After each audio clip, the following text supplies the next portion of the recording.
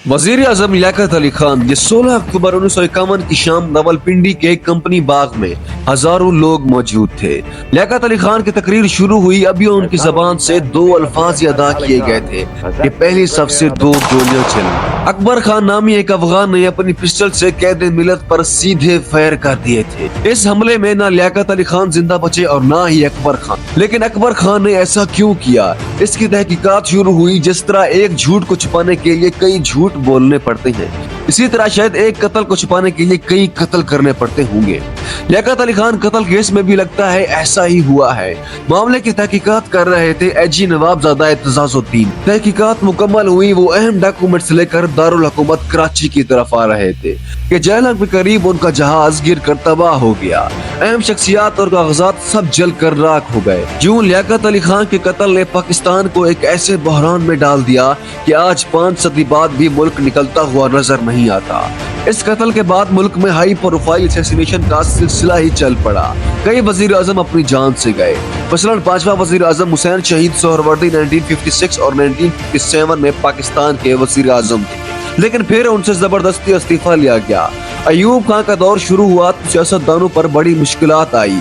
दूसरे बहुत सारे रहनुमाओं की तरह हुसैन शहीद को भी जेल में डाल दिया गया। उन पर भी पाबंदियां लगाई, यहाँ तक कि वो मुल्क से बाहर चले गए। कहा जाता है कि उन्हें जबरन बाहर भेजा गया था और फिर 5 दिसंबर 1963 को वो अपने होटल में मुर्दा हालत में पाए गए।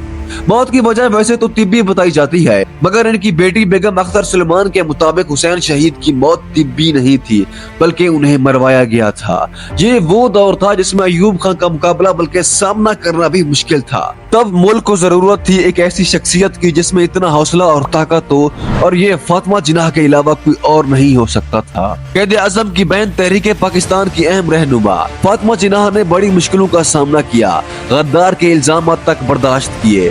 उनकी किताबें सेंसर होती, उन्हें रेडियो पर भी बात करने से रोका जाता, लेकिन वो पीछे नहीं हटी। ये ऐसा दौर था जिसे पाकिस्तान की तारीख का डार्क चैप्टर कहना चाहिए।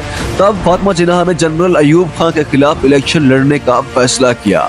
मुल्क में हर तरफ एक ही नाम था, फातिमा फातिमा, लेकिन हैरान कुन तौर पर वो अयूब खान से हार गई। इसके बाद तो फातिमा जिन्नाह की जिंदगी अजाब कर दी गई। उनके घर का पानी बंद कर दिया जाता तो कभी छापे मारे जाते थे। यहाँ तक कि 9 जुलाई 1967 को अचानक फातिमा जिन्नाह का इंतकाल हो गया। डॉक्टरों ने कहा कि उनकी मौत दिल के दौरे से हुई है, लेकिन एक हल्का आज तक भी यही समझता है कि फातिमा जिन्नाह को कत्ल किया गया था। यहाँ तक कि मोहतरमा के रिश्तेदारों को भी यही शुबा था कि वो कत्ल की गई है।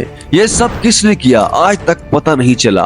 पाकिस्तान का अगला हाई प्रोफाइल सियासी कत्ल था एक और वजीर आजम जुल्फिकार अली भुट्टो। वैसे खुद भुट्टो के दौर में भी बड़े सियासी कत्ल हुए, बल्कि ये कहना बेहतर होगा तब ये काम बड़े ही सिस्टमेटिक अंदाज में हुआ करते थे। डेरा गाजी खान से डॉक्टर नजीर अहमद कत्ल कर दिए जाते हैं। फिर लाहौर में ख्वाजा रफीक और नवाब मोहम्मद अहमद खान कसूरी को भी कत्ल कर दिया जाता है, लेकिन इनमें से मोहम्मद अहमद खान कसूरी का कत्ल ऐसा है जो भुट्टो के गले पड़ जाता है। इस केस में बिल आखिर उन्हें फांसी की सजा सुना दी जाती है। अप्रैल 1979 था जब जुल्फिकार अली भुट्टो को सेंट्रल जेल रावलपिंडी में फांसी दी गई।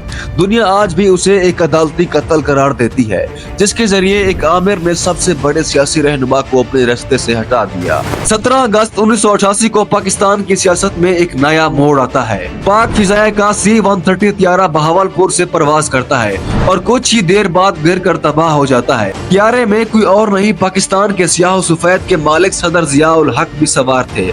हर त्यारा हादसे की तरह इसमें भी कोई मुसाफिर नहीं बचा और ना ही जिया उल हक। कई हल्के इसे भी साजिश करार देते हैं और कहते हैं ये हादसा नहीं बल्कि जिया उल हक भी कत्ल किए गए हैं। मुशर्रफ दौर में ही एक ऐसा कत्ल हुआ जिसने पाकिस्तान को हिला दिया। वो था बलूचिस्तान के साबिक गवर्नर अकबर बुगटी का। ये परवेज मुशर्रफ की अमरियत का दौर था। मुल्क में हालात वैसे भी खराब थे। तब अकबर बुगटी ने कौम सरपरस्त सरदारों के साथ मिलकर सूबाई खुदमुख्तियारी का मुतालबा कर दिया। 26 अगस्त 2006 को पाक फौज कार्रवाई करती है, जिसमें अकबर बुगटी अपने साथियों के साथ मारे गए। इस कत्ल की वजह से बलूचिस्तान में वो आग लगी कि आज तक सूबा ही नहीं बल्कि पूरा पाकिस्तान जल रहा है। और जिन्होंने अभी तक चैनल को सब्सक्राइब नहीं किया वो सब्सक्राइब कर ले। मिलते हैं इसके सेकंड पार्ट में।